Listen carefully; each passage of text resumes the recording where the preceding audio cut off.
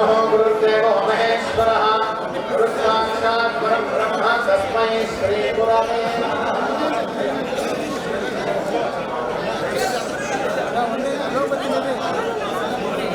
Hello దయచేసి ఆ స్వామివారికి అందరూ అడ్డుకుంటే ఎలాంటి సమయాలు ఏర్పడుతుంది. దయచేసి వక్రతోడరాజ నమః, విక్రమాయ నమః, వామనాయ నమః, శ్రీధరాయ నమః, ఋషికేశాయ నమః, దామోదరాయ నమః, సంకర్షణాయ నమః, వాసుదేవాయ నమః, ప్రద్యుమ్నాయ నమః, అనిరుద్ధాయ నమః, పురుషోత్తమాయ నమః, అఘోక్షజాయ నమః, నారసింహాయ నమః, అచ్యుతాయ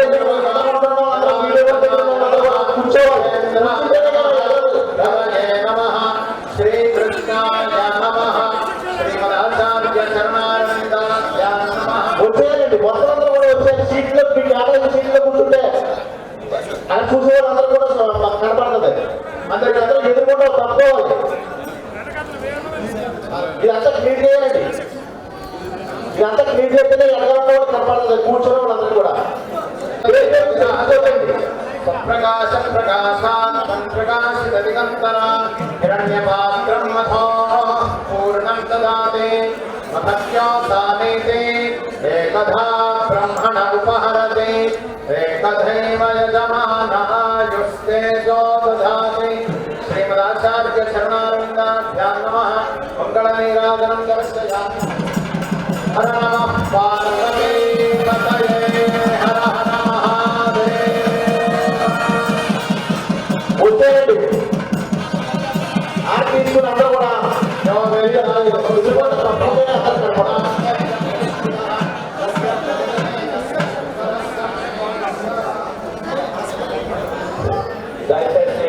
విద్యా వినయ సంపన్నం వేదరాగం వందే వేదాంత తత్వజ్ఞం విధుశేఖర భారతీ. సర్వానేవ దేవతా ప్రేణాతి సువర్ణ భారతి ఘోషానుసంధాన శర్మగారు సమర్పించిన వస్త్రకాంత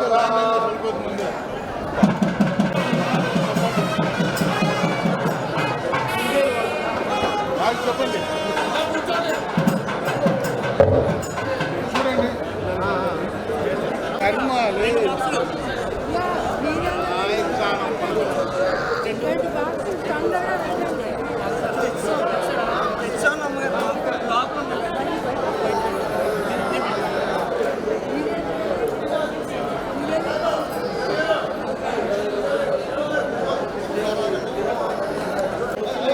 విద్యా వినయ సంపన్నం వీతరాగం వివేకినం వందే వేదాంత తత్వజ్ఞం విధుశేఖర భారతీ.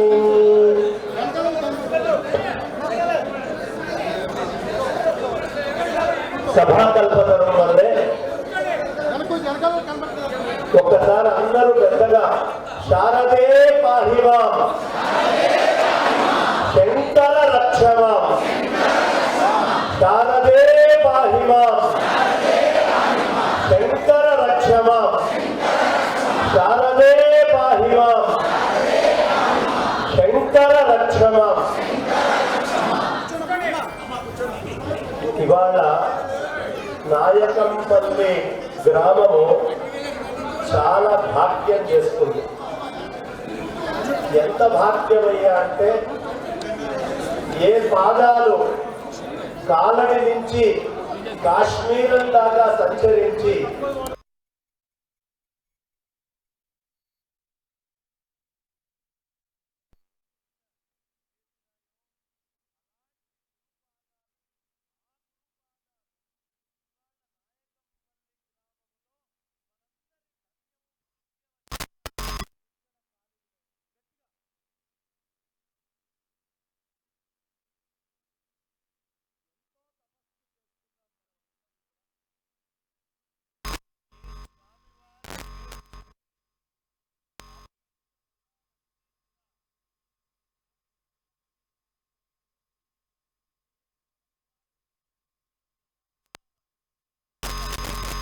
ఇబ్బంది పెట్టే అరిషడ్ వర్గాలన్నీ కూడా నియంత్రణలోకి వచ్చి చక్కగా ధర్మాన్ని ఆచరించేట్టు చేస్తాయో అలాంటి సాక్షాత్ ధర్మస్వరూపులు మోక్ష జ్ఞానాన్ని మనందరికీ అందించడానికి వచ్చినటువంటి మహాత్ములు జగద్గురువులు ఇవాళ ఇక్కడికి విచ్చేశారు.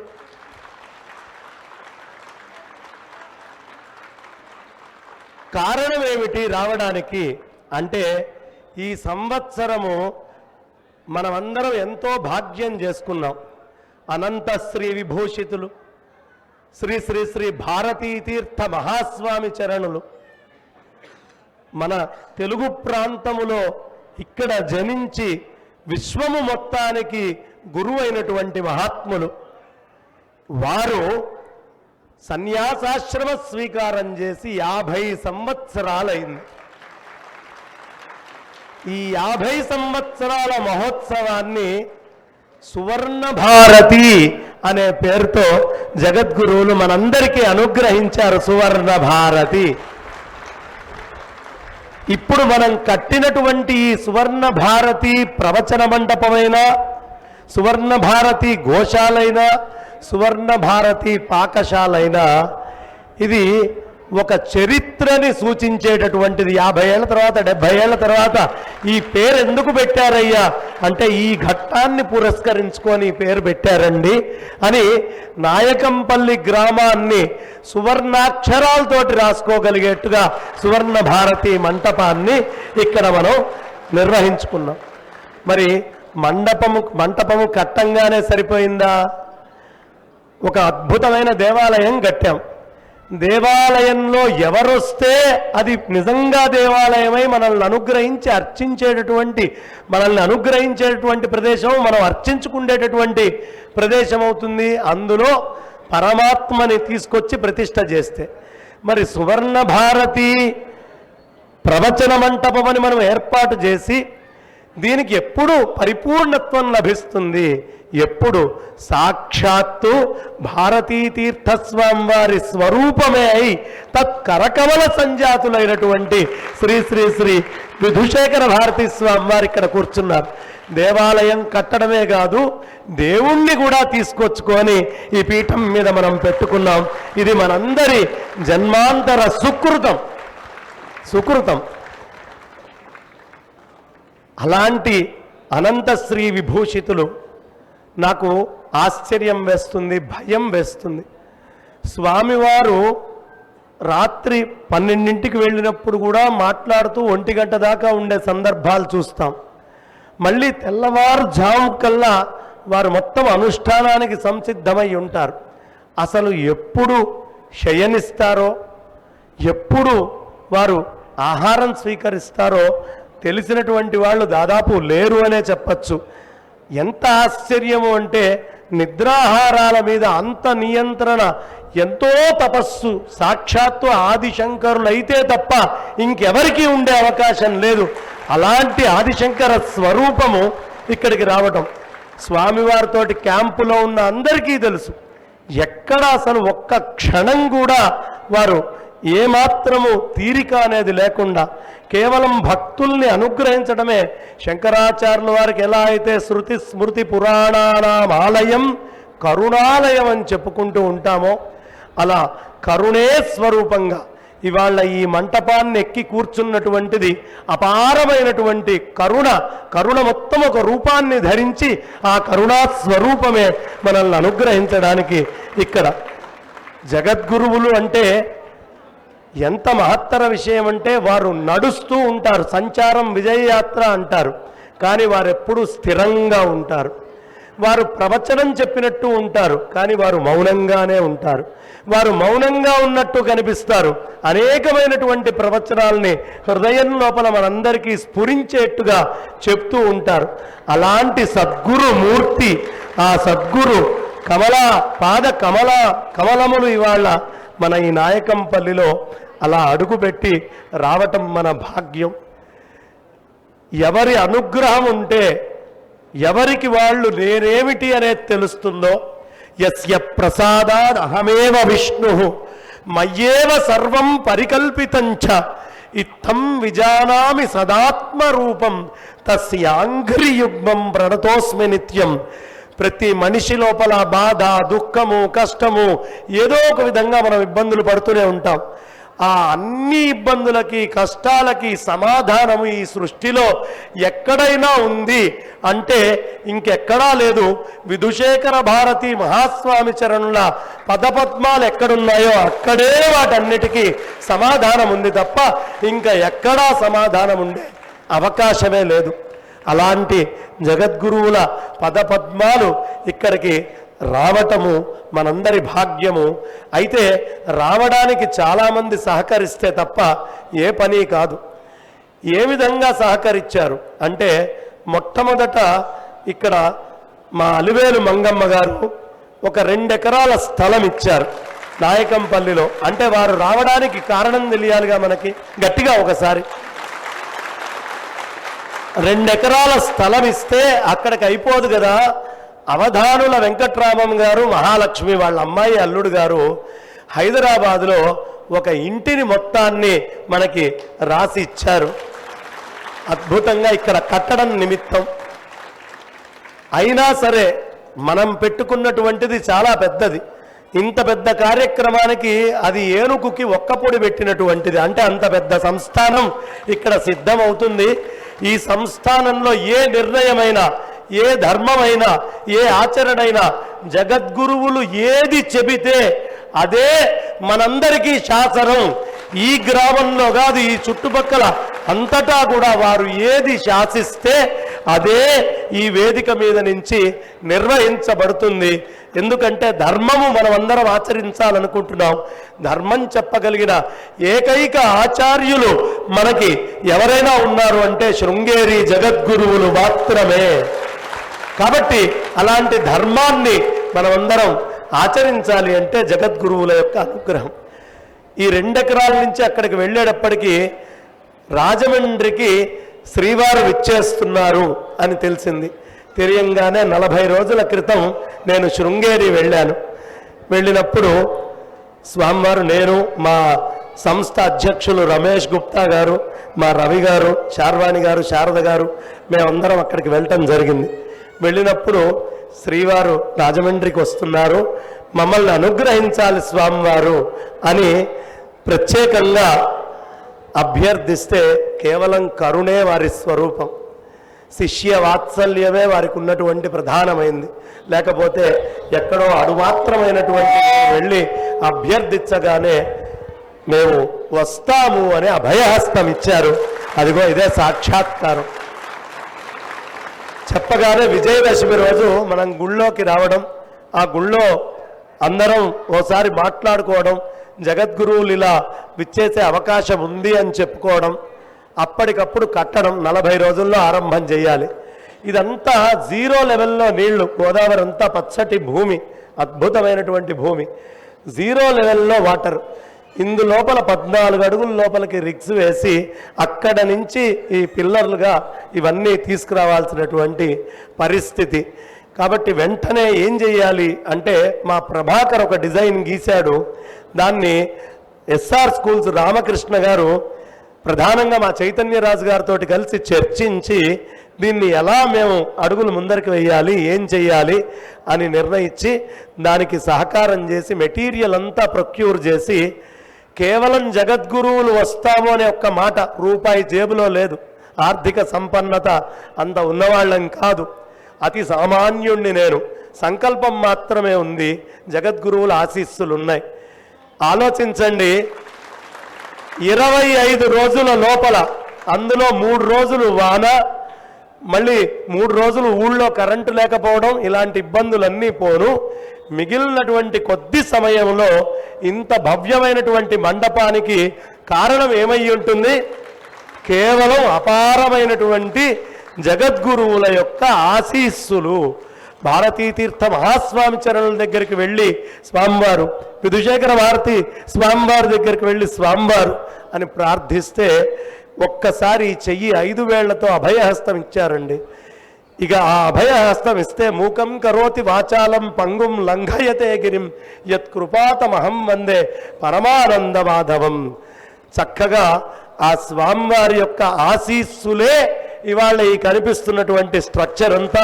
వెంటనే మా రాజుగారు దీనికి స్టీల్ ఏర్పాటు చేయటం, అలాగే కిషోర్ గారు, కృష్ణమోహన్ గారు వాళ్ళందరూ షీట్లు అన్నీ తీసుకురావడం, అనేక మంది లేబరు, మ్యాన్షను, అహోరాత్రం గ్రామస్తులందరూ. నాకు తెలిసి ఈ గ్రామంలో ఎవరు నిద్రపోలేదమ్మా. మా వెంకట్రావు గారి యొక్క ఆధీనంలో ఇక్కడ ఉన్నటువంటి ఎంతమంది అయితే ఉన్నారో నిద్రాహారాలు మానేసి ఇక్కడ నిల్చొని పనిచేశారు గట్టిగా. నిజంగా గ్రామస్తులకే చేస్తూ ఇంతమంది యొక్క కళ ఇవాళ సాకారమైంది. దీనికి మీడియా పరంగా మా చైత్ర అయినా, సంధ్య అయినా, అలాగే ఇటు ప్రభాకర్ అయినా, అందరూ ఎవరైనా చాలా విశేషమైనటువంటి కృషి.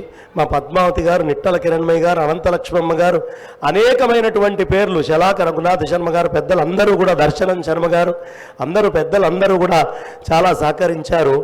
దీంట్లో ఒక పెద్ద పాత్ర ఏమిటి అంటే, మాకు ట్రాన్స్ఫార్మర్ కావాలన్నా, రోడ్లు కావాలన్నా, ఏది గవర్నమెంట్ నుంచి పని కావాలన్నా మేమున్నాము అని జ్యోతుల నెహ్రూ గారు, ఎమ్మెల్యే గారు వెంటనే అప్పటికప్పుడు ఫోన్ చేయటం, ఏర్పాటు చేయటం. మరి రోడ్డు ఇవన్నీ వ్యవస్థ చాలా ఉన్నాయి. నాకు బాగా టీడీపీలో సన్నిహితమైనటువంటి వారు మా టీడీ జనార్దన్ గారు. నేను జనార్దన్ గారిని అయ్యా అనగానే వెంటనే వారు చంద్రబాబు నాయుడు గారి దగ్గరికి తీసుకొని వెళ్ళి అప్పటికప్పుడు సమయం ఏర్పాటు చేసి వారితోటి మాట్లాడిచ్చి, వాస్తవానికి చంద్రబాబు నాయుడు గారు చాలా ఇక్కడికి వద్దాము అని అనుకున్నారు. నేను వెళ్ళలేకపోతున్నాను, జనార్దన్ నువ్వైనా వెళ్ళి జగద్గురువుల్ని సేవించుకోవాలి అని వారు ప్రత్యేకంగా చెప్పారు. ఇవాళ రామ్మూర్తి నాయుడు గారి కార్యక్రమం ఉండి, లేకపోతే బాబు గారు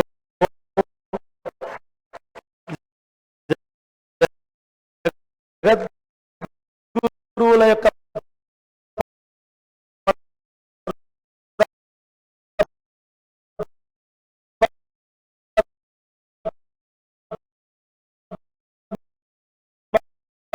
మీద విశేషమైనటువంటి భక్తి ఉన్నవారు, చాలా విశేషమైన భక్తి. అది మాకు కళ్ళల్లో వారి దగ్గర మాట్లాడినప్పుడు తెలిసింది. అంత భక్తిగా వారు రావాలనుకున్నా లేని పక్షం ఇంకో సందర్భంలో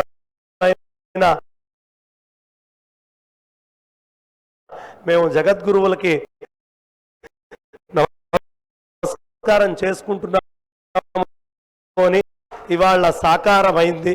దీనికి మీడియా పరంగా మా చైత్ర అయినా, సంధ్య అయినా, అలాగే ఇటు ప్రభాకర్ అయినా, అందరూ ఎవరైనా చాలా విశేషమైనటువంటి కృషి.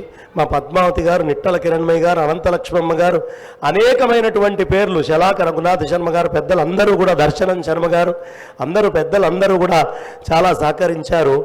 దీంట్లో ఒక పెద్ద పాత్ర ఏమిటి అంటే, మాకు ట్రాన్స్ఫార్మర్ కావాలన్నా, రోడ్లు కావాలన్నా, ఏది గవర్నమెంట్ నుంచి పని కావాలన్నా మేమున్నాము అని జ్యోతుల నెహ్రూ గారు, ఎమ్మెల్యే గారు వెంటనే అప్పటికప్పుడు ఫోన్ చేయటం, ఏర్పాటు చేయటం. మరి రోడ్డు ఇవన్నీ వ్యవస్థ చాలా ఉన్నాయి. నాకు బాగా టీడీపీలో సన్నిహితమైనటువంటి వారు మా టీడీ జనార్దన్ గారు. నేను జనార్దన్ గారిని అయ్యా అనగానే వెంటనే వారు చంద్రబాబు నాయుడు గారి దగ్గరికి తీసుకొని వెళ్ళి అప్పటికప్పుడు సమయం ఏర్పాటు చేసి వారితోటి మాట్లాడిచ్చి, వాస్తవానికి చంద్రబాబు నాయుడు గారు చాలా ఇక్కడికి వద్దాము అని అనుకున్నారు. నేను వెళ్ళలేకపోతున్నాను, జనార్దన్ నువ్వైనా వెళ్ళి జగద్గురువుల్ని సేవించుకోవాలి అని వారు ప్రత్యేకంగా చెప్పారు. ఇవాళ రామ్మూర్తి నాయుడు గారి కార్యక్రమం ఉండి, లేకపోతే బాబు గారు జగద్గురువుల యొక్క పదపద్మాల మీద విశేషమైనటువంటి భక్తి ఉన్నవారు, చాలా విశేషమైన భక్తి. అది మాకు కళ్ళల్లో వారి దగ్గర మాట్లాడినప్పుడు తెలిసింది. అంత భక్తిగా వారు రావాలనుకున్నా లేని పక్షంలో ఇంకో సందర్భంలో అయినా మేము జగద్గురువులకి నమస్కారం చేసుకుంటున్నాము అని, ఇక్కడ ఏర్పాట్లలో ఏం కావాలన్నా వెంట ఉండి చూస్తాము అని అభయహస్తం ఇచ్చారు. గట్టిగా వారికి కూడా ఇక్కడి నుంచే ధన్యవాదాలు తెలియపరుచుకుంటూ, ఇందులో ఉన్న ప్రతి ఒక్కళ్ళు, మా కార్యకర్తలు, ముగ్గులు వేసే వారి దగ్గర నుంచి, ఇక్కడ ఏర్పాట్లు చేసే గ్రామస్తుల దగ్గర నుంచి అందరికీ కూడా ఈ సహకారం ఇలాగే ఉండాలి అని, సహకారం కాదు ధర్మాన్ని వ్యాప్తి చేయడానికే మనం అందరం ఉన్నాం. మనల్ని ఆదేశించడానికి జగద్గురువులు ఉన్నారు. వారు ఎలా చెబితే అలా ఇక్కడి నుంచి ధర్మాచరణ కార్యక్రమాలు చేసుకొని బాగా ఇతరమైనటువంటి కష్టాలు ఎక్కువ ఉన్నాయి కాబట్టి ఒక ఏకీకృతమైనటువంటి శక్తిగా మనమందరం ఇక్కడ ధర్మాన్ని కాపాడుకోవడానికి జగద్గురువుల ముందు వాళ్ళ ప్రతిజ్ఞ చేద్దాం. గట్టిగా కరతాళ ధ్వనులతో అదే ప్రతిజ్ఞ. ఈ ధర్మాన్ని మనం రక్షించుకోవాలి. ధర్మస్య జయోస్తు అధర్మస్య నాశోస్తు. జగద్గురువుల ముందు మనం చేస్తున్న ప్రతిజ్ఞ ఈ ధర్మాన్ని ఒక్కటిగా ఉండి, ఎప్పుడైనా రాజకీయాలలో ధర్మం రావాలని కోరుకోవాలి. ధర్మంలోకి ఎప్పుడు రాజకీయం రాకూడదు. ధర్మంలో రాజకీయం రాకుండా రాజకీయంలో ధర్మం ఉండేట్టుగా మనం ఇక్కడి నుంచి కార్యక్రమాలను ఆరంభం చేసుకుంటూ ఈ ధర్మాన్ని కాపాడదాం. జగద్గురువుల యొక్క సందేశం వినడానికి మనమందరం ఇక్కడికి వచ్చాం. ఇవాళ మా సంస్థ అధ్యక్షులు రమేష్ గుప్తా గారు బృందావనానికి వెళ్లాల్సి వచ్చింది, రాలేని పరిస్థితి. జగద్గురువులకి వినమ్రంగా నా సాష్టాంగ ప్రణామాలు చెప్తే మళ్ళీ శృంగేరి వచ్చి ఆశీస్సులు తీసుకుంటాము అని చెప్పారు. కాబట్టి ఇంత మహత్తరమైన భాగ్యాన్ని ఈ చిన్న పాద రేణువు జగద్గురువుల పాద రేణువుకి అనుగ్రహించినందుకు నేను నా సాష్టాంగ ప్రణామాల్ని జగద్గురువులకి అర్పిస్తూ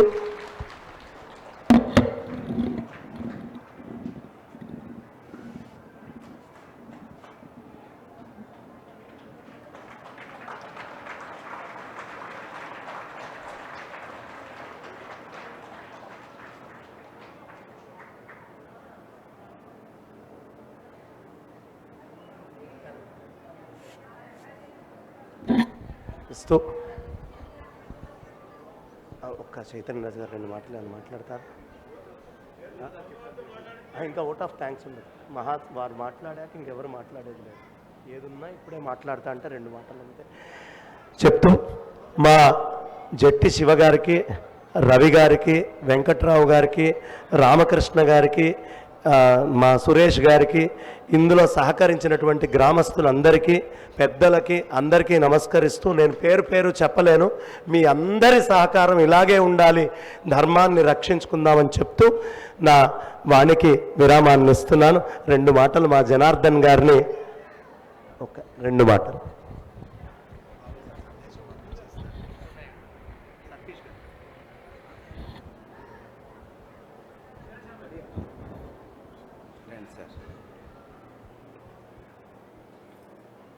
సభకు నమస్కారం. ఈరోజు జగద్గురువులు గారు ఈ ప్రాంతానికి రావటం మనందరికీ చాలా పవిత్రమైనటువంటి కార్యక్రమం నిర్వహించుకున్నాం. ఏదేమైనా వారు ధర్మాన్ని కాపాడటం కోసం పాదయాత్ర చేసి గ్రామాన ప్రజలందరి యొక్క మద్దతుని కూడగట్టి కార్యక్రమాలు చేయటం వారికి భగవంతుడు ఆయురారోగ్య ఐశ్వర్యాలు ప్రసాదించి ఈ కార్యక్రమాలు నిర్విఘ్నంగా కొనసాగటానికి మా యొక్క సంపూర్ణ సహాయ సహకారం మద్దతు అందజేస్తామని, మనందరం కూడా ధర్మాన్ని కాపాడితే ధర్మం మనని కాపాడుతుంది. నిరంతరం మీరు పిల్లలు వంశపారంపర్యంగా ధర్మ రక్షించటానికి నడుం కట్టాలని మీ అందరినీ ప్రార్థిస్తూ సెలవు తీసుకుంటున్నాను.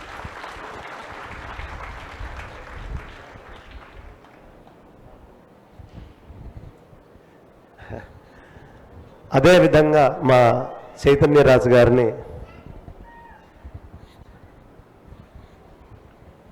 శారదా చంద్రమౌళీశ్వరి గారి యొక్క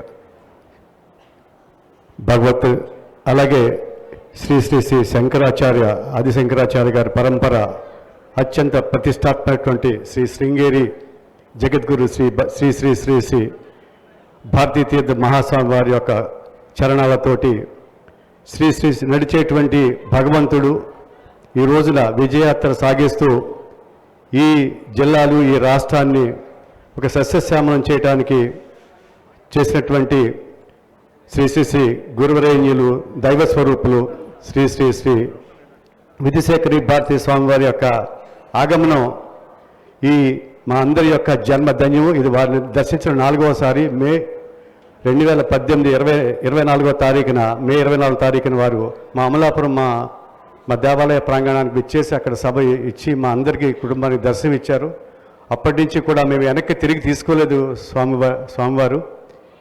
అలాగే మేము దంపసహితంగా వెళ్తే బంగారేశ్వరం గారు పెద్ద స్వామివారు వీరు కూడా దర్శనమిచ్చి మాతోటి సంభాషించి మమ్మల్ని ఆశీర్వదించినందుకు ఆజన్మాంతరం శృంగేరి భక్తులుగా ఉంటామని చెప్పేసి, అలాగే రాత్రి కూడా నేను సాయంత్రం మీ సమక్షంలో జరిగినటువంటి సభలో నేను కూడా పాల్గొనడం నేను అదృష్టంగా భావిస్తూ ఈ రోజుని నా జన్మ చరితార్థమైంది స్వామివారు. ఇలాగే ఈ సంస్థలకి అలాగే ఇక్కడ హైదరాబాద్లో ఉన్నటువంటి తత్వం చారిటబుల్ ట్రస్ట్ మేము స్థాపించినటువంటి గోశాల కానీ ఇంకా ప్రతిపాదిస్తున్నట్టు అనంతపురం బెంగళూరులో ఉన్నటువంటి సంస్థలు కానీ ప్రత్యేకించి ఈ నాయకంపల్లి గ్రామాన్ని ఈ పక్కనే 11 గ్రామాలు నెహ్రూ గారి యొక్క సహకారంతో చాలా గత 20 రోజులుగా నెల రోజులుగా విజయదశమి రోజు నుంచి కూర్చున్నామండి. అప్పటి నుంచి నేను దాదాపు 20 సార్లు ఈ 30 రోజుల్లో 35 రోజులు రావడం జరిగింది ఇక్కడికి.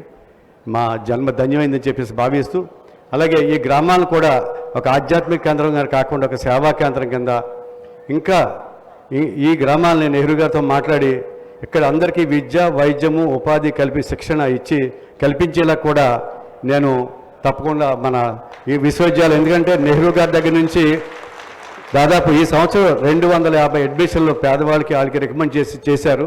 స్వామివారి సమక్షం ఎందుకంటే ఇది వారికి కమిట్మెంట్ కింద లెక్క.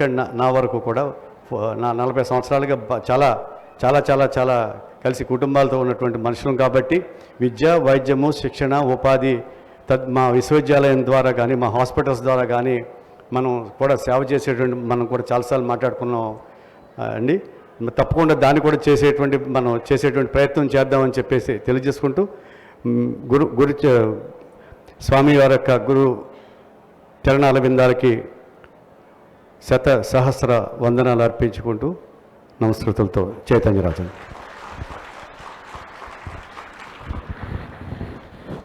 జ్యోతుల నెహ్రూ గారు, అలాగే మా గోపాలరావు గారు అయితేనేంటి మొత్తం మట్టి విషయంలో ఇవాళ్లే ఒక దాత వారి పేరు ఒకసారి కొంత స్థలం చేయాలనుకుంటున్నారండి. వారి గ్రామంలో రామాలయం ఎదురుగుండా ఉన్న స్థలాన్ని మనకి ఇవాళ లిఖితపూర్వకంగా జగద్గురువుల ముందు అప్పజెప్పబోతూ ఉన్నారు.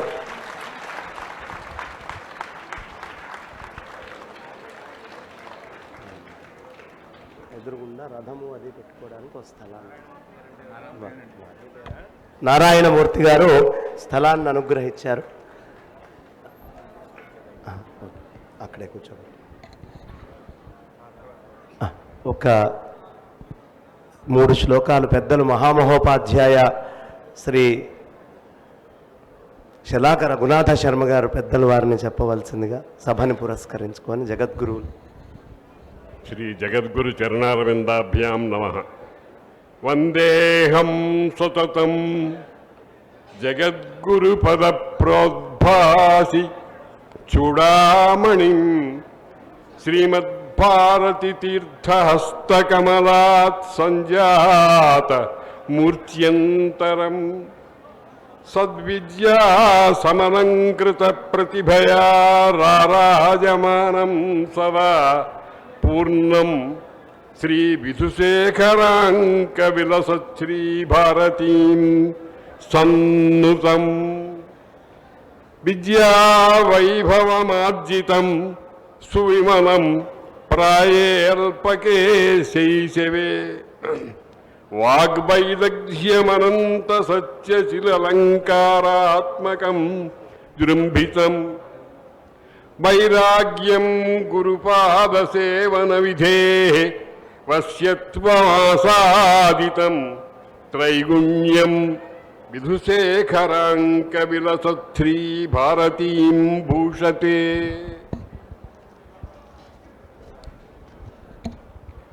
అంతర్జ్యోతిరుదేతి సత్యశివ సౌందర్యాత్మకం హృద్గుహాదహ్రే యస్య కృపావలోకన రుచా మాహేయికారూపకం తం శ్రీమద్విధుశేఖరాంచితపదం శ్రీభారతీ స్వామినం శ్రేయః కామనయా భజే నిరంతరమహం సంసారతాపాంతకం. శ్రీభారతీ తీర్థగురుప్రదీపాత్ ప్రవర్తితః శ్రీ విధుశేఖరాఖ్యః దీపః ప్రకాశం జనయన్ మహాంతం విద్యోతమానశ్చరతీహ లోకే.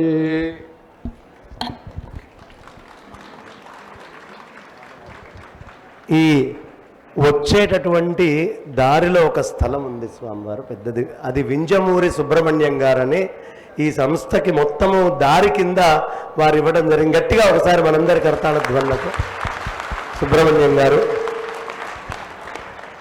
మొత్తము దారి ఏర్పాటు చేశారు.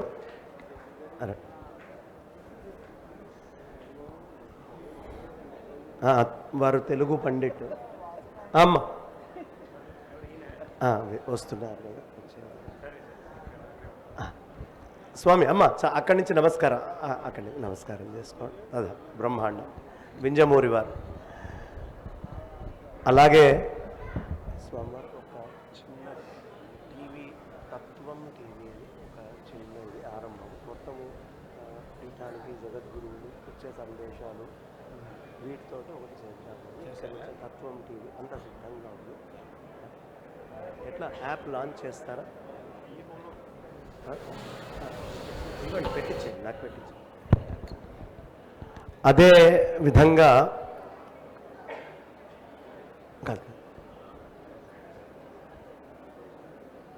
ఈ కార్యక్రమం కాగానే అక్కడ పూర్ణాహుతి ఉంటుందండి. నవచండీ రుద్రహోమం. ఒక చిన్న విషయం చెప్తాను. జగద్గురువులు ఇక్కడి నుంచి అక్కడికి వెళ్ళేటప్పుడు దయ ఉంచి ఎవరు మీదకి రాకుండా కొంచెం పక్కగా అటు ఇటుగా మనంతట మనం స్వచ్ఛందంగా జరిగి స్థలం ఇవ్వాలి. ఎందుకంటే తపస్సుని గౌరవించలేని వాడు ఈ ప్రపంచంలో దేన్ని జగద్గురువులు అంటే సాక్షాత్తు తపస్సు, తపోమూర్తే జగద్గురువులు. తపస్సుని పక్క నుంచి మనం నమస్కారం చేసుకుంటే ఫలితం వస్తుంది. వారి దగ్గరికి వెళ్తే మన ఒంట్లో ఉన్నది మొత్తము కూడా వెళ్ళిపోతుంది. కాబట్టి జగద్గురువుల్ని ఎప్పుడూ అంటుకోకూడదు. ఇక్కడి నుంచి వెళ్ళేటప్పుడు ఆ గోశాల దగ్గర దయ ఉంచి ఒక 2 ఆవుల్ని తెచ్చి కట్టేయండి, మిగతా వాళ్ళందరూ వెళ్ళిపోండి. అదేవిధంగా పూర్ణావతికి వెళ్ళేటప్పుడు కూడా ఎవరు అడ్డం ఉండద్దు, స్వచ్ఛందంగా దారివ్వండి అని చెబుతూ ఇప్పుడు మన వేదిక నుంచి జగద్గురు టీవీ అనో టీవీ పెట్టాం.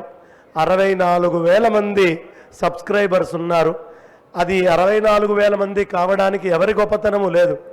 సన్నిధానం వారు చెప్పినటువంటి 4 మాటలు అందులో పెడుతూ ఉంటే, జగద్గురువులకు సంబంధించినటువంటి విషయాలు తెలియపరుస్తూ ఉంటే మొత్తము 4 రాష్ట్రాల్లో దానికి రావడం. అలాగే బంగారయ్య శర్మ అనే పేజీకి 1,00,000 మంది సబ్స్క్రైబర్లు. ఇవాళ అసలు ఇవేవీ కాదు, మనం తత్వాశ్రమం అని దీనికి పేరు పెట్టుకున్నాం. మొత్తము ఏ కట్టడం కట్టినా సువర్ణ భారతి అనే పేరు తప్ప ఇంకొక పేరు ఈ ప్రదేశంలో వచ్చే అవకాశమే లేదు. ఏ మంటపం ఏది కట్టినా ఏది జరిగినా.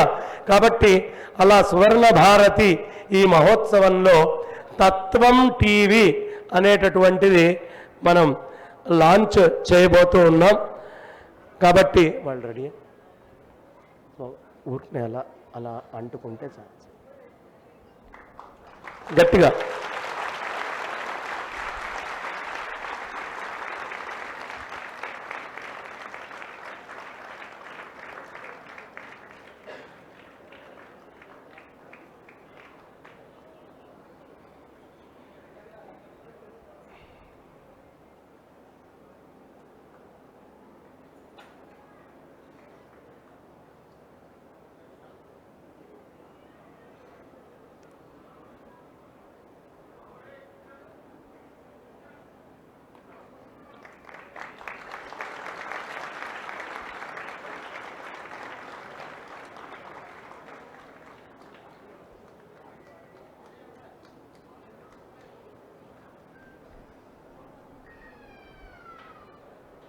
ఇక్కడ వేద పాఠశాల కూడా ఆరంభం చేయాలని స్వామివారు. అలాగే గోశాల ఒకటి.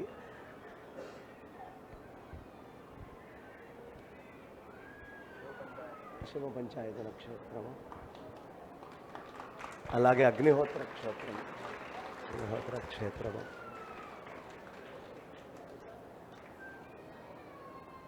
శారదే పాహి మాం శంకర రక్ష.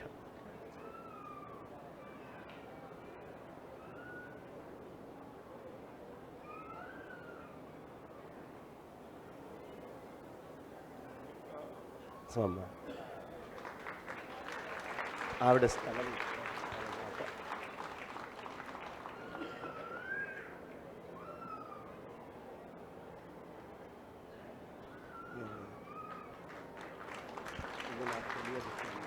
నాకు తెలియకుండా పెట్టారు. తెలియకుండా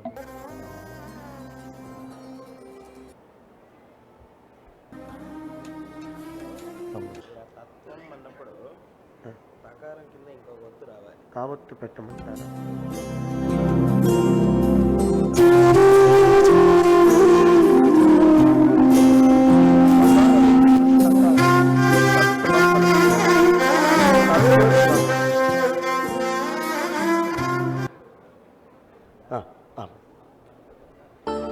ఇది చేసినటువంటి వారు మా మొత్తం సోషల్ మీడియా చైత్ర వెలువలి, అలాగే సంధ్య, సతీష్ గారు ఈ సంస్థలో సభ్యులు దాని నుంచి వారి పేరు చెప్పలేదు. గట్టిగా ఒకసారి కరతాళ ధ్వనులతో జగద్గురువుల ఆశీక్ పాత్రులు ధర్మాన్ని ప్రచారం చేసి మనం అక్కడ ఏం చేస్తున్నా ఈ ఊళ్ళో మనం అందరం చూడగలుగుతున్నాము అంటే ముఖ్యమైనటువంటి కారణం. గట్టిగా ఒకసారి కరతాళతో. ఇంకా జగద్గురువుల యొక్క ఆశీక్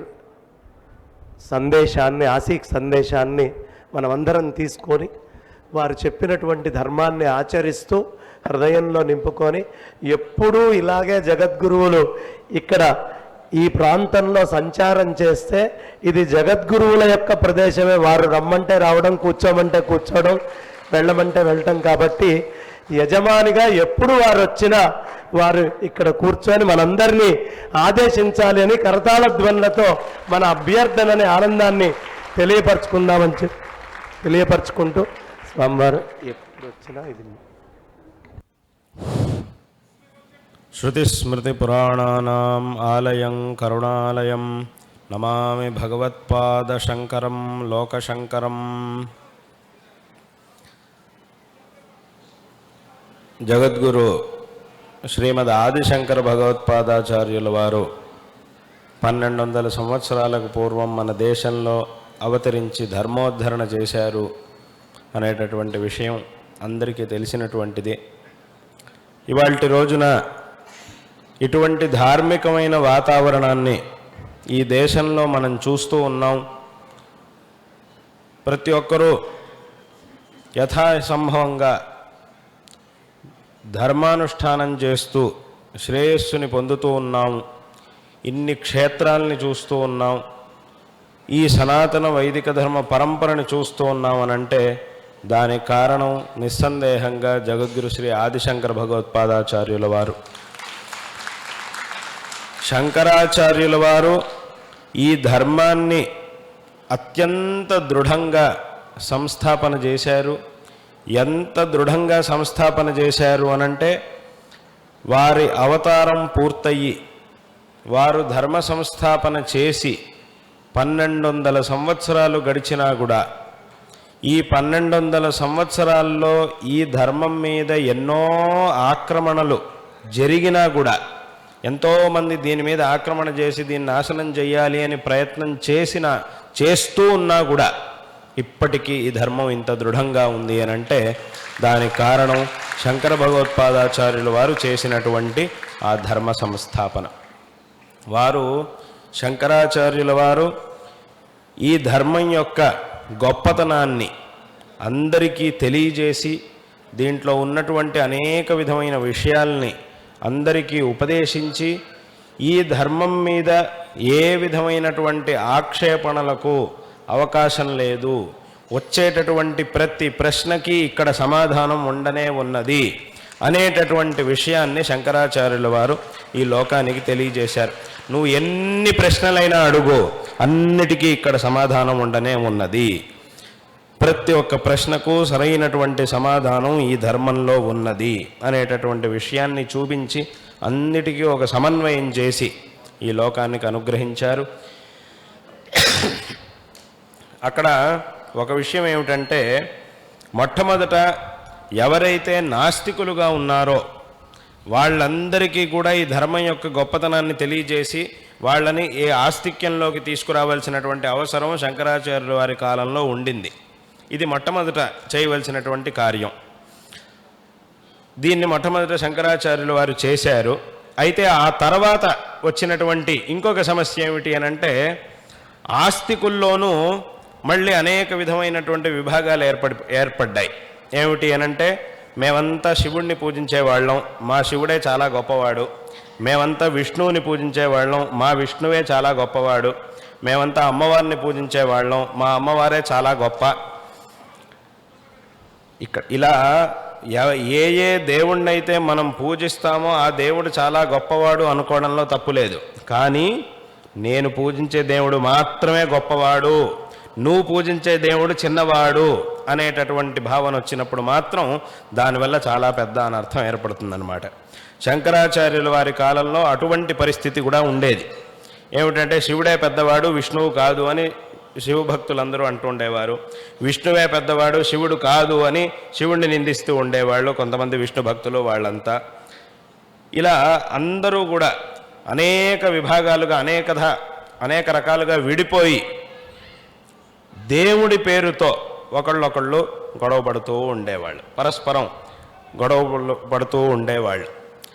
అప్పుడు శంకరాచార్యుల వారు ఏం చేశారు, దీన్ని ఇంకో విషయం ఏమిటంటే, ఇలా అందరూ కూడా వేరువేరుగా విడిపోయి దేవుడి పేరు చెప్పుకొని ఇలా గొడవలు పడుతూ ఉన్నప్పుడు మళ్ళీ వీళ్ళు నాస్తికులు వాళ్ళందరూ కూడా ఏం చేయడం మొదలెట్టారు అనంటే, చూడండి మీ హిందూ ధర్మంలో చాలామంది దేవుళ్ళు ఉన్నారు, ఇంతమంది దేవుళ్ళు ఉన్నారు, ఇప్పుడు ఎవరికి పూజ చేయాలి, ఎవరికి వదలాలి, ఎవరిని పూజించాలి, ఒకళ్ళని పూజించి ఇంకొకళ్ళకి పూజ చేయకపోతే ఈ దేవునికి కోపం వస్తుంది, ఆ దేవుణ్ణి పూజించి ఈ దేవునికి చేయకపోతే ఈ దేవునికి కోపం వస్తుంది, కాబట్టి ఇదంతా ఏమిటి, కాబట్టి ఇదంతా సరికాదు, అది ఈ ధర్మమే అసంగతం అని చాలామంది ఆక్షేపణ చేసేవాళ్ళు.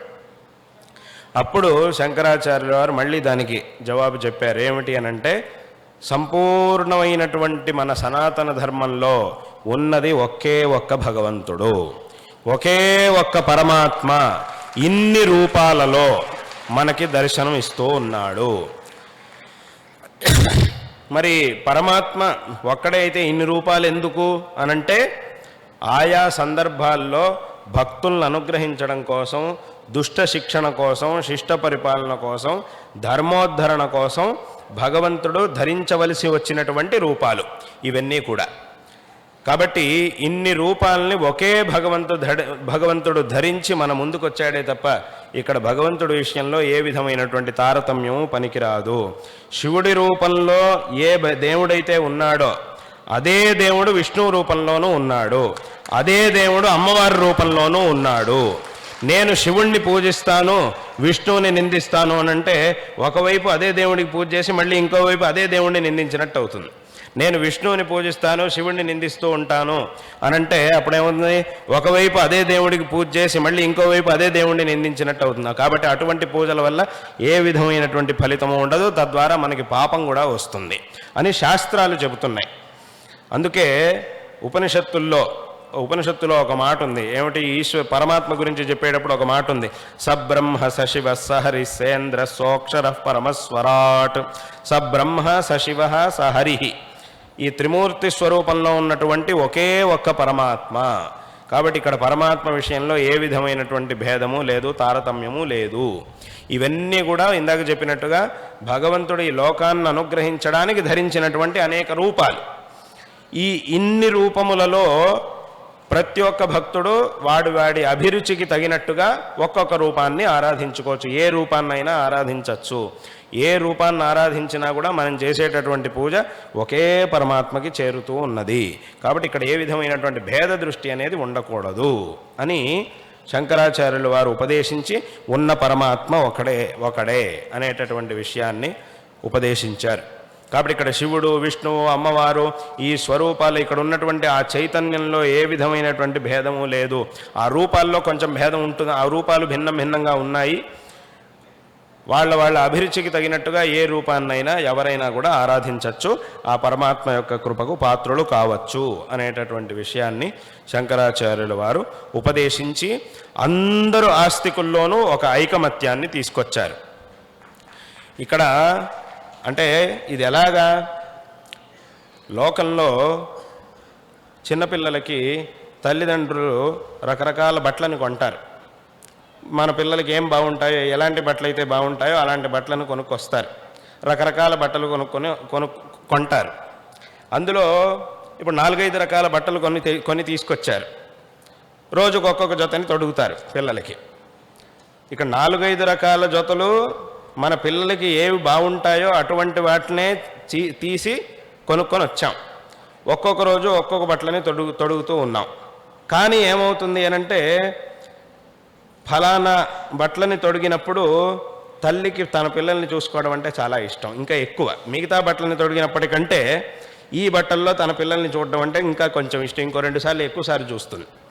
ఇంకో రకమైన బట్టలు తొడిగినప్పుడు తండ్రికి చూడడం అంటే చాలా ఇష్టం, ఈ బట్టల్లో చూడడం అంటే పిల్లల్ని చాలా ఇష్టం. ఇంకో రకమైన బట్టల్ని తొడిగినప్పుడు తాతకి చాలా ఇష్టం, ఇంకో రకమైన బట్టల్ని తొడిగినప్పుడు అన్నకి, తమ్ముడికి, వీళ్ళందరికీ ఇష్టం. ఇలా ఒక్కొక్కళ్ళ అభిరుచి ఒక్కో రకంగా ఉంటుంది. ఇక్కడ ఎన్ని బట్టలు తొడిగినా, ఎన్ని జతలు తొడిగినా అన్నిటినీ మన ఇంట్లో ఉండేటటువంటి ఒకే పిల్లకి మనం తొడుగుతూ ఉన్నాం. కానీ చూసేవాళ్ళ అభిరుచి వేరువేరుగా ఉంటుంది. కాబట్టి నాకు ఇష్టం వచ్చిన బట్టలు వేసుకున్నప్పుడు మాత్రం నేను చక్కగా చూసుకుంటాను, ఇంకో నాకంత పెద్దగా ఇష్టం లేనటువంటి, నాకు పెద్దగా ఏమి నచ్చనటువంటి బట్టలు వేసుకున్నప్పుడు మాత్రం 2 దెబ్బలు వేస్తాను అని అంటే అప్పుడు ఏముంది, మన పిల్లల్ని మనమే కొట్టుకున్నట్టు అవుతుంది. కాబట్టి ఇప్పుడు అలాగే ఇక్కడ కూడా భగవంతుడు ఒకే పరమాత్మ అనేక రూపాలని ధరించాడు. కాబట్టి ఒక్కొక్కరికి ఒక్కో రూపాన్ని చూసినప్పుడు ఒక్కో రూపం మీద ఆసక్తి, ఆ భక్తి అనేది ఎక్కువగా ఉంటుంది. కొంతమందికి శివుడు అంటే చాలా ఇష్టం, కొంతమందికి విష్ణు అంటే చాలా ఇష్టం, కొంతమందికి అమ్మవారి ఆరాధన అంటే ఇష్టం, కొంతమందికి గణపతిని ఆరాధించడం అంటే ఇష్టం. ఇలా రకరకాలుగా ఉంటుంది, వాళ్ళ అభిరుచికి తగినట్టుగా ఆరాధన చేస్తూ ఉంటారు.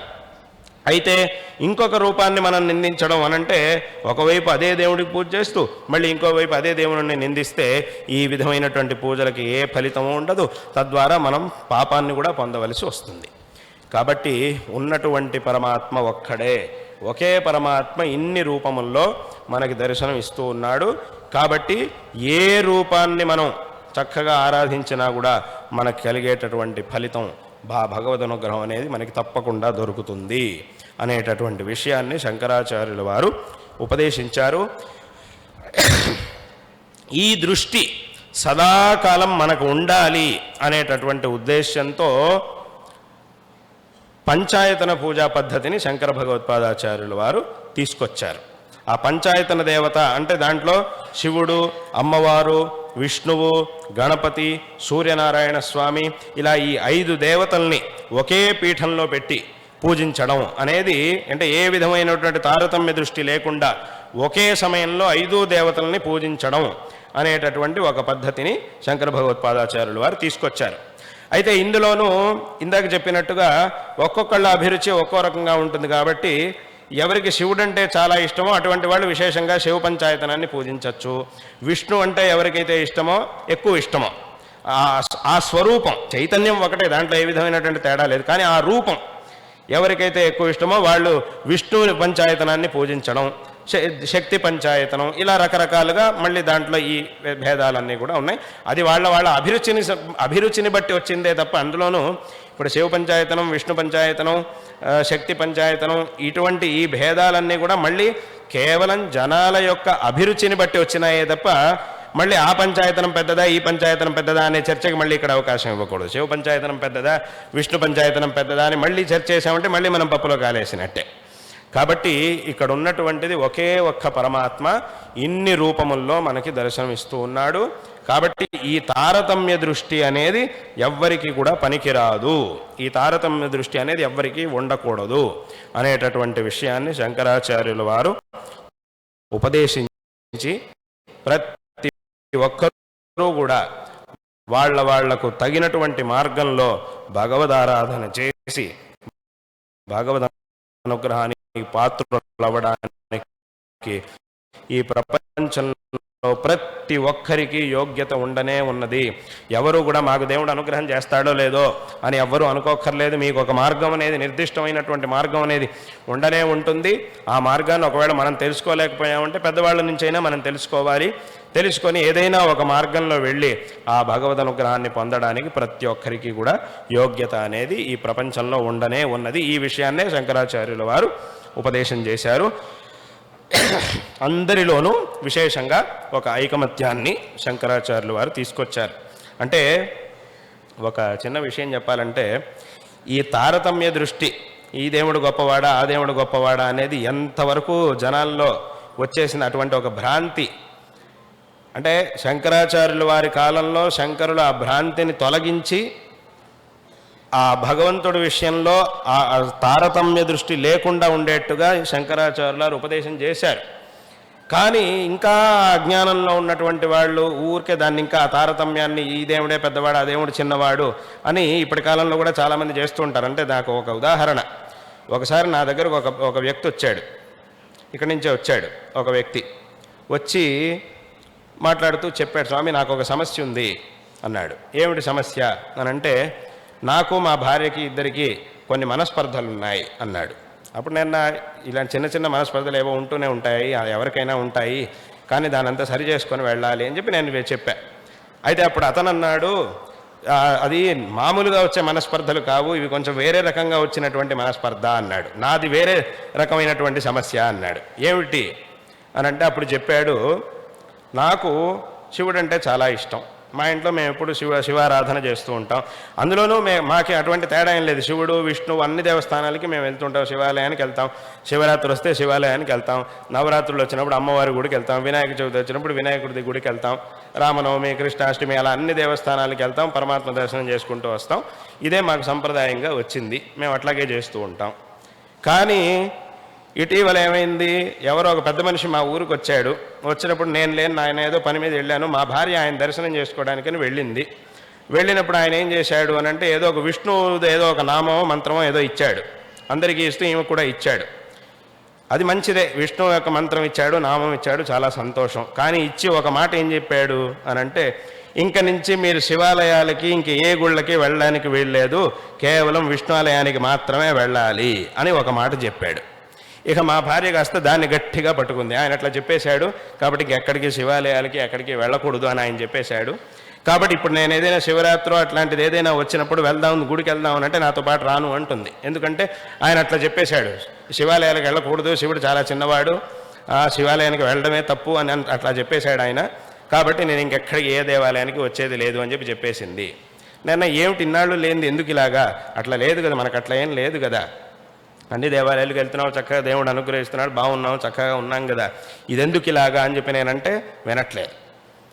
అలాగే మీ ఇంట్లో ఉన్నటువంటి శివుడి ఫోటోలు అట్లాంటివి ఏమైనా ఉంటే అన్నీ తీసేసేయాలి, అవేమి ఉండడానికి వీల్లేదని కూడా చెప్పాట ఆయన. ఎవడో మరి తెలియదు కానీ ఇట్లా చెప్పాడు, ఇలా కూడా చెప్పాట. కాబట్టి అవన్నీ తీసేస్తుంది. నేను ఇదంతా ఉండకూడదు, ఇలా చేయకూడదు, శివుడి విగ్రహం శివుడిదైనా విష్ణువిదైనా అందరినీ పూజించుకోవాలి. ఎంత ఒకే భగవంతుడు కాబట్టి నేను ఎంత చెప్పినా వినట్లేదు, నాకున్నటువంటి పరిస్థితి ఇది అని చెప్పాడు.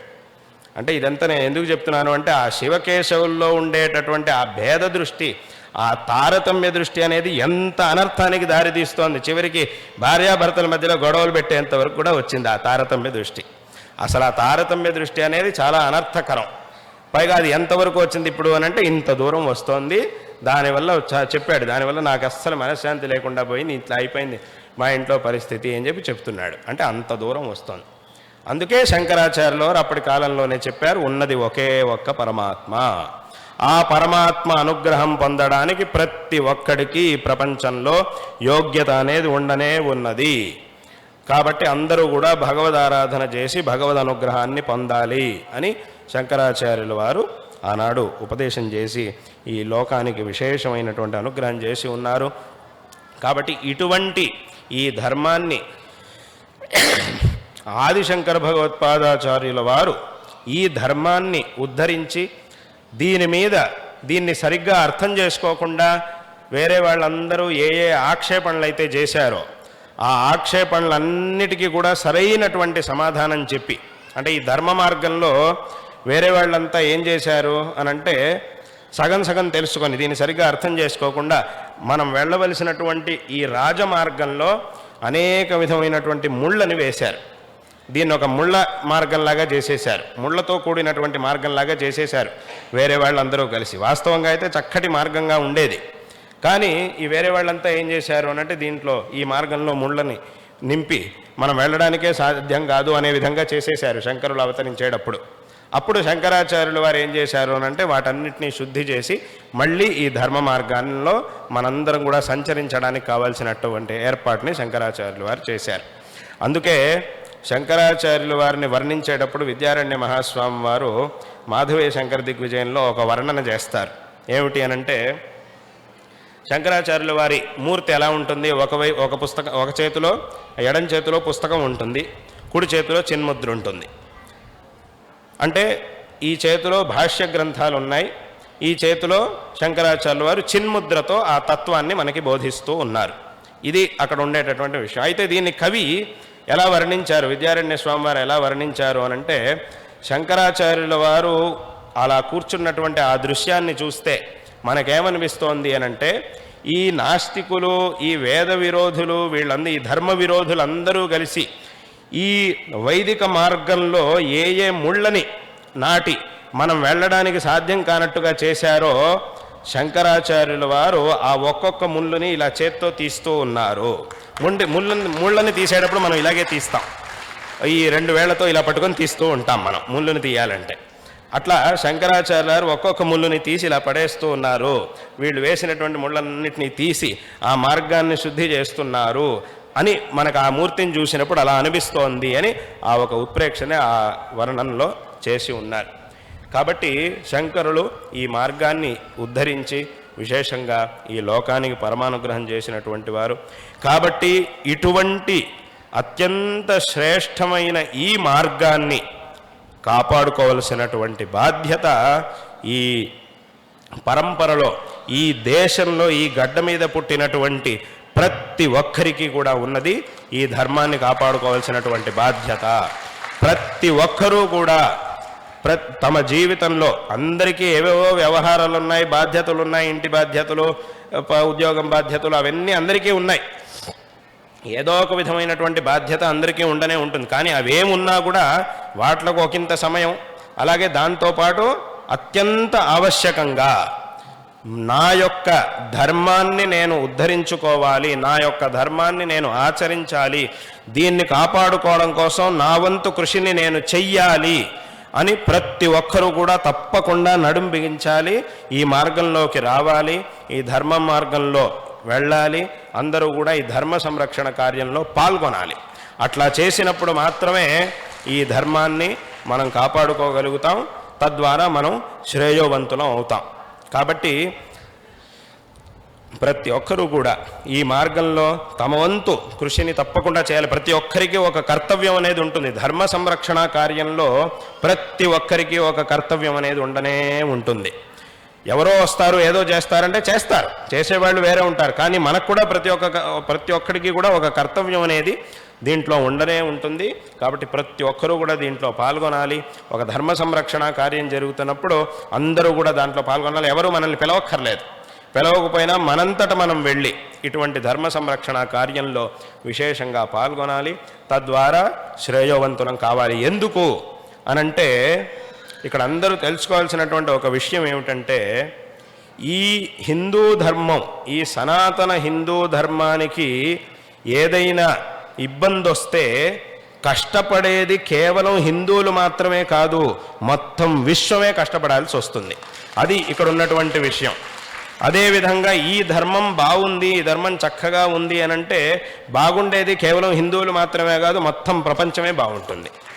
కాబట్టి ఇది ఇక్కడ ఉన్నటువంటి విషయం. కాబట్టి దీనికి ఏదైనా అయితే పోతే పోయిందిలే, వాళ్ళకి మాత్రమే కదా ఇబ్బంది వచ్చేది, మిగతా వాళ్ళందరూ బాగానే ఉంటారు కదా అని అనుకోవడానికి వీల్లేదు. కాబట్టి ఇది ఈ ప్రపంచాన్నే కాపాడేటటువంటి, నిలబెడుతూ ఉన్నటువంటి ఒక ధర్మం మన యొక్క సనాతన హిందూ ధర్మం.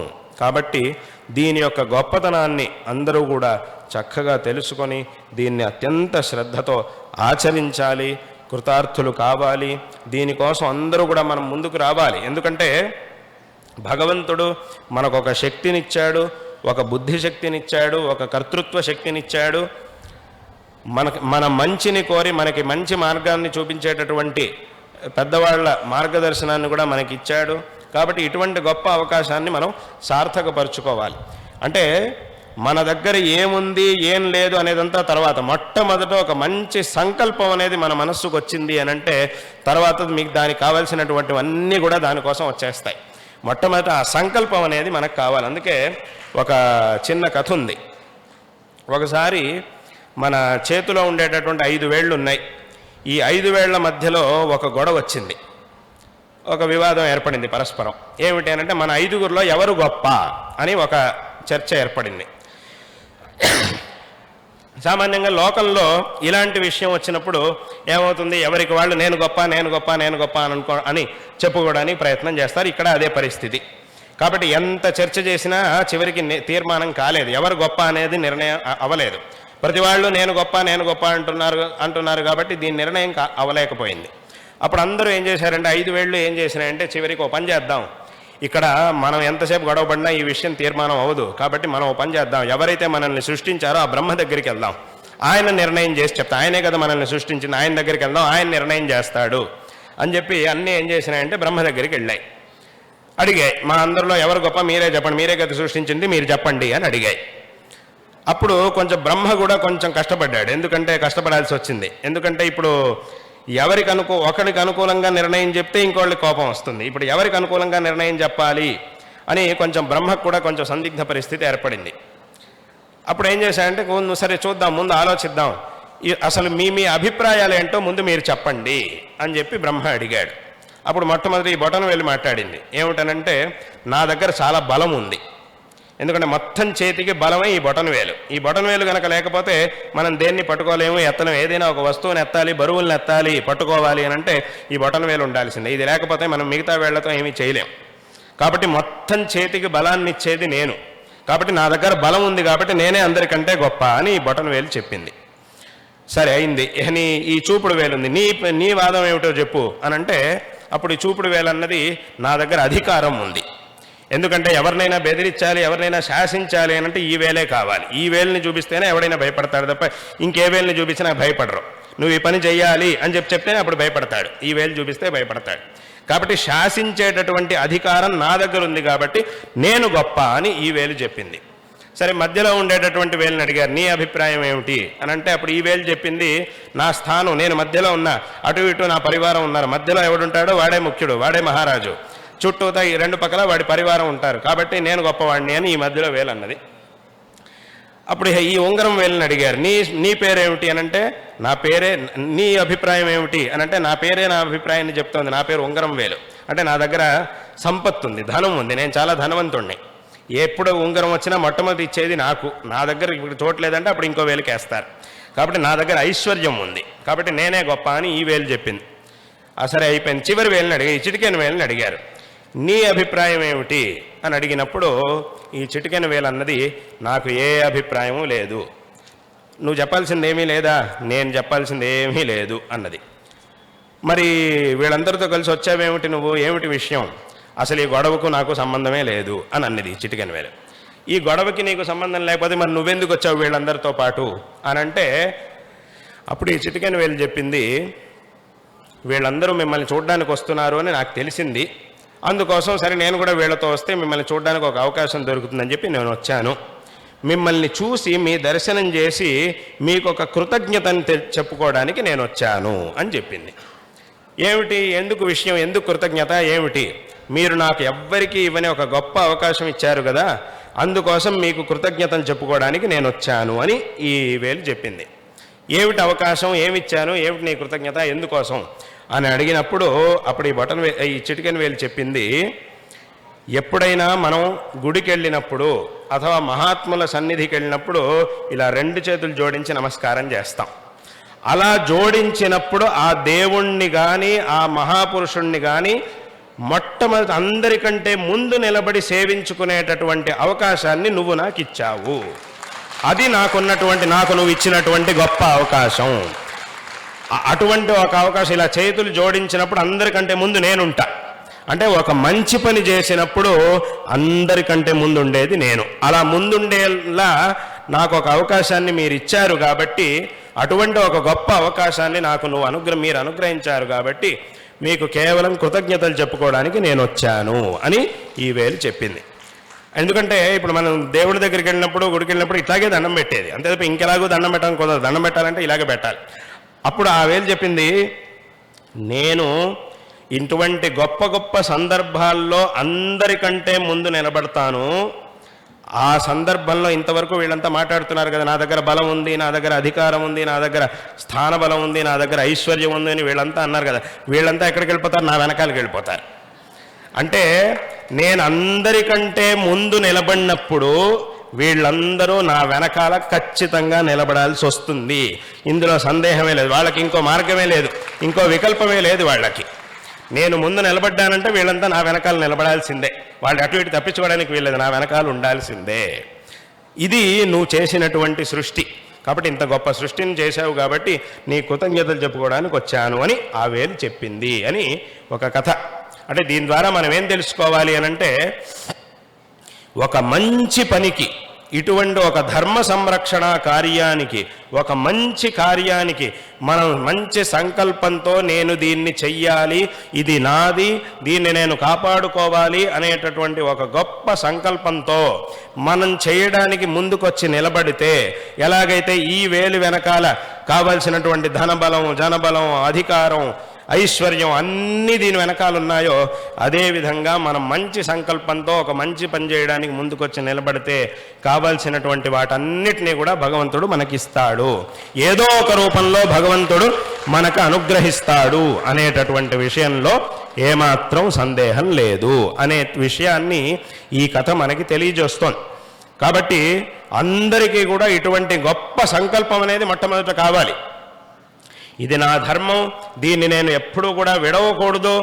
ఎవ్వరు ఎన్ని రకాలుగా నన్ను ఈ దారి తప్పించాలని చూసాను, ఎందుకంటే దారి తప్పించే వాళ్ళు అడుగడుగునా దొరుకుతారు. ఇప్పుడు లోకల్లో మనల్ని సరైనటువంటి మార్గంలో తీసుకెళ్లే వాళ్ళు చాలా అరుదుగా దొరుకుతారు, కానీ మనల్ని దారి తప్పించే వాళ్ళు మాత్రం అడుగడుగునా దొరుకుతూ ఉంటారు.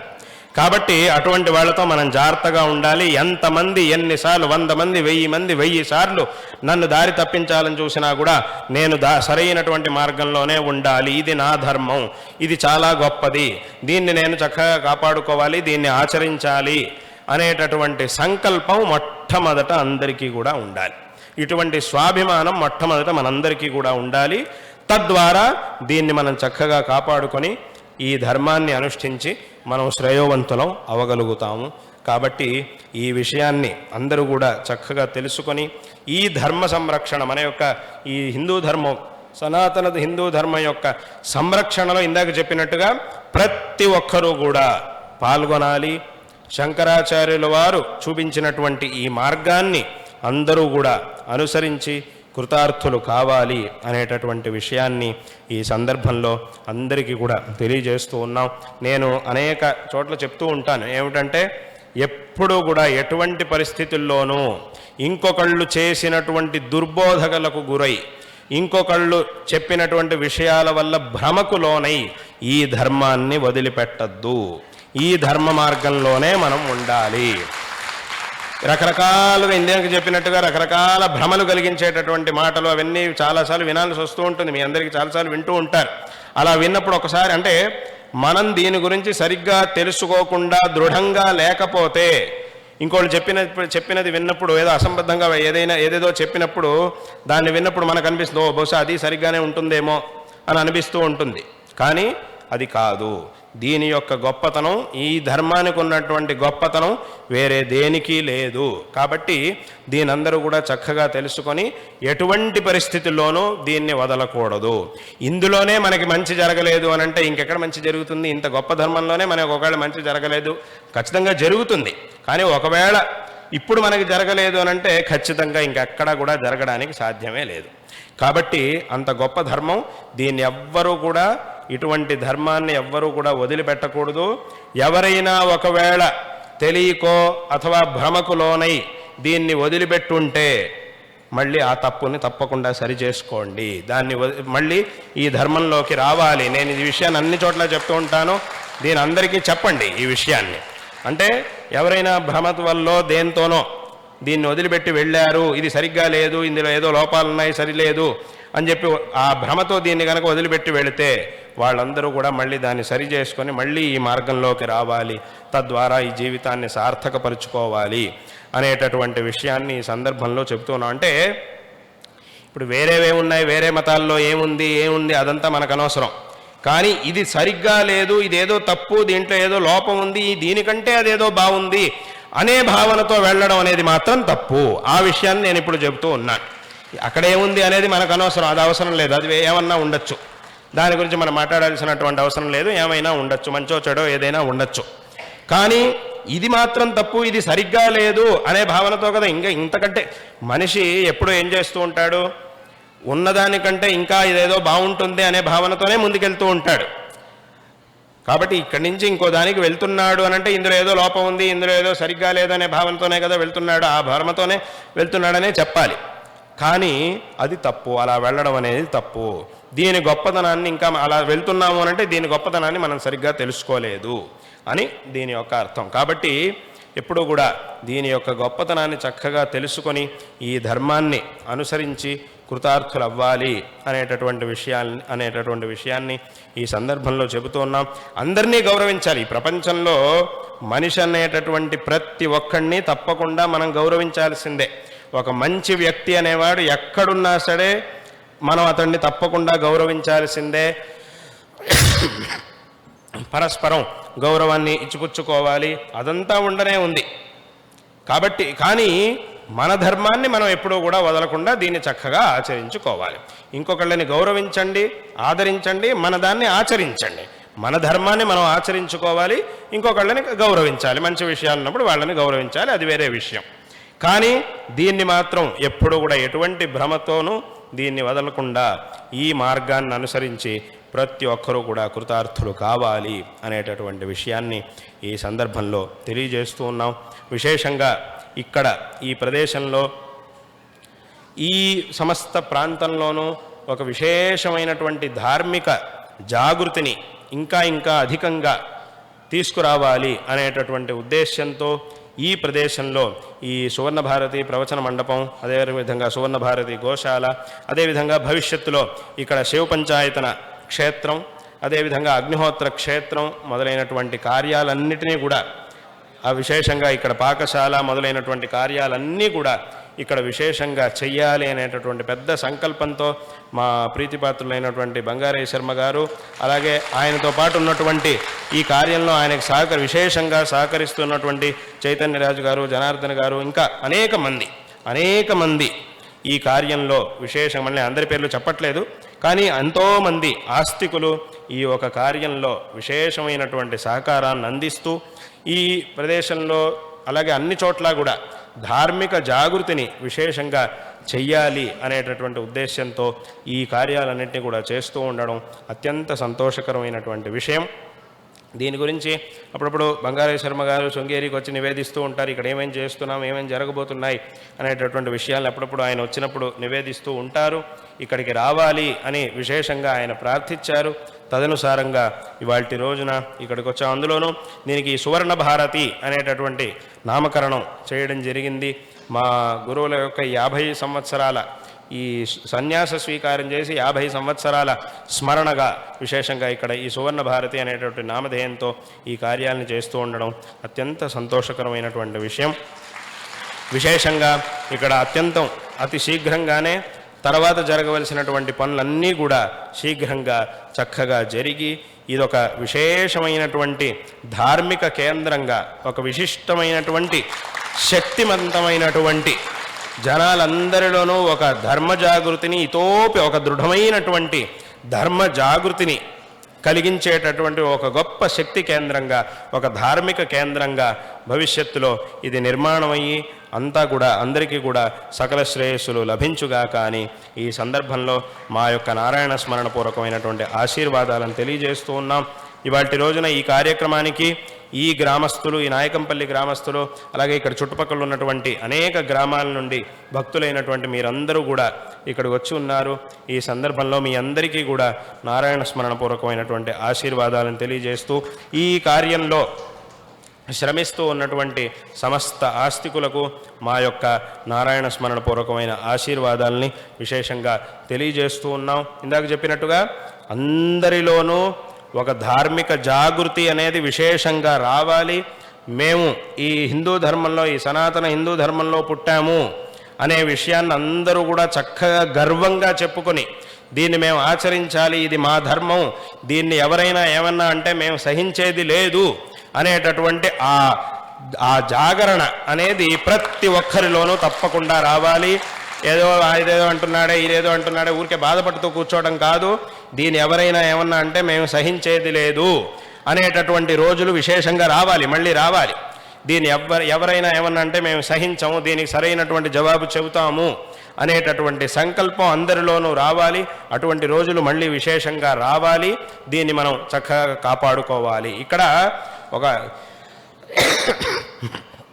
ఇవన్నీ కూడా మనం ఎందుకోసం చెయ్యాలి? ధర్మ సంరక్షణ కోసం. ఇంకొకళ్ళని ఏదో చెయ్యాలి, వాళ్ళేదో హింసించాలి అని దాని అర్థం కాదు.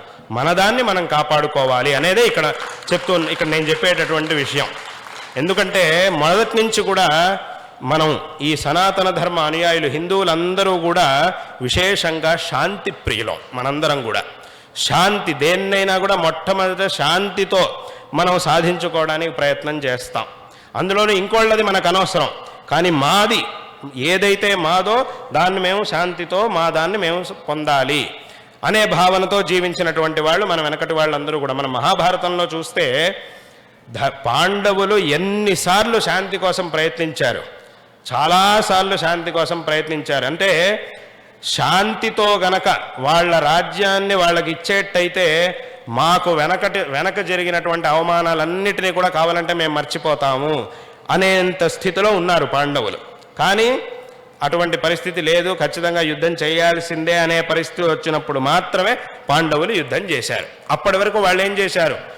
మాకు ఇవ్వవలసినటువంటి రాజ్యాన్ని మాకు ఇవ్వండి చాలు. పైగా చివరికి ఎంతవరకు వచ్చారు? ఒక సూది మొన ఎంత ఉంటుందో అంత ఇచ్చినా కూడా అంతే.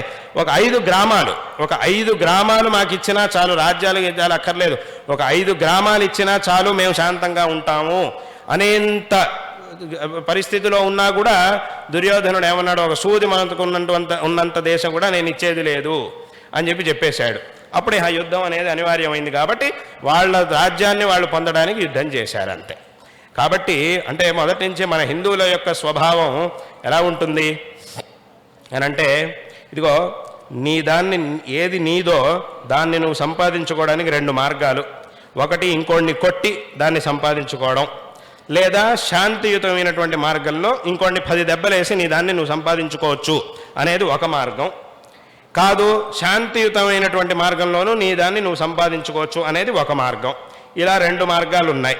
అయితే ఈ శాంతియుతమైనటువంటి మార్గం ఏదైతే ఉందో ఆ మార్గంలో వెళ్ళేటప్పుడు నువ్వు ఒక 3-4 దెబ్బలు తినాల్సి వస్తుంది. అటువంటి ఆ శాంతి మార్గంలో వెళ్ళాలంటే నువ్వు ఒక 3-4 దెబ్బలు తినాల్సి వస్తుంది. నువ్వు ఒక 3-4 దెబ్బలు తిని శాంతియుతమైనటువంటి మార్గంలో వెళ్ళి నీ దాన్ని నువ్వు సంపాదించుకుంటావా, లేదా ఇంకోడిని 10 దెబ్బలు కొట్టి నీ దాన్ని నువ్వు సంపాదించుకుంటావా అని అడిగితే వెనకటి వాళ్ళందరూ కూడా ఏం చేశారు అనంటే, ఇంకోడిని కొట్టడం, ఇంకోడిని హింసించడం అనేది మాకు ఇష్టం లేదు, మాకు ఒక 2 దెబ్బలు తగిలినా పర్వాలేదు, శాంతిని కాపాడిన వాళ్ళం అవుతాం కాబట్టి ఈ మార్గంలోనే మేము వెళతాము అని ఆ శాంతి ప్రియతో శాంతి ప్రియులుగా మన దాన్ని కాపాడుకుంటూ వచ్చినటువంటి వాళ్ళు మన వాళ్ళందరూ కూడా. అంటే ఇది చాలా గొప్ప గుణం వాస్తవానికి. ఇలా శాంతిని కాపాడుకుంటూ, నాకు ఇబ్బంది అయినా పర్వాలేదు, నాకు ఒక 2 దెబ్బలు తగిలినా పర్వాలేదు, కానీ నా వల్ల ఇంకోటి కష్టాన్ని అనుభవించకూడదు అనేటటువంటి గొప్ప తత్వంతో, అటువంటి గొప్ప భావనతో జీవించినటువంటి వాళ్ళు మన పూర్వీకులందరూ, మన ధర్మ పరంపరకి చెందిన వాళ్ళందరూ కూడా. అందుకే మనం ఒకసారి కనుక ఇతిహాసాన్ని చూస్తే భారతదేశం మీద ఎన్నో ఆక్రమణలు, మన దేశం మీద ధర్మం మీద ఎన్నో ఆక్రమణలు జరిగినాయి తప్ప మనం ఎప్పుడు కూడా మన భారతదేశం ఇంకో దేశం మీద ఆక్రమణ చేసిందనేది ఎక్కడా లేదు, ఇతిహాసంలో లేదు. అంటే ఆత్మరక్షణ కోసం కొన్నిసార్లు యుద్ధం చేసినటువంటి పరిస్థితులు ఉన్నాయి తప్ప ఇంకోటి ఏదో ఆక్రమించాలి, ఇంకోటి ఇది చేయాలి అనే ఉద్దేశంతో ఇప్పుడు కూడా ఆక్రమించింది లేదు. అటువంటి ఇతిహాసం ఎక్కడా కూడా మనకు కనపడదు. కాబట్టి అంటే ఏమిటి, నాకు కొంచెం ఇబ్బంది అయినా పర్వాలేదు కానీ శాంతిని నేను కాపాడిన వాడిని అవుతాను, శాంతిని రక్షించినటువంటి వాడిని అవుతాను, కాబట్టి నాకు కొంచెం ఇబ్బంది కలిగినా పర్వాలేదు అనే గొప్ప ఔదార్యంతో జీవించేటటువంటి వాళ్ళు హిందువులందరూ కూడా. అది మన హిందూ సమాజం యొక్క గొప్పతనం. అయితే ఇది మన హిందూ సమాజం యొక్క గొప్పతనం. కానీ చాలామంది ఏం భావిస్తూ ఉంటారంటే ఇది వీళ్ళ చేతకానితనం అని చాలామంది భావిస్తూ ఉంటారు. కానీ ఎవ్వరూ కూడా అలా భావించద్దు. అలా భావిస్తే అది చాలా పెద్ద పొరపాటు.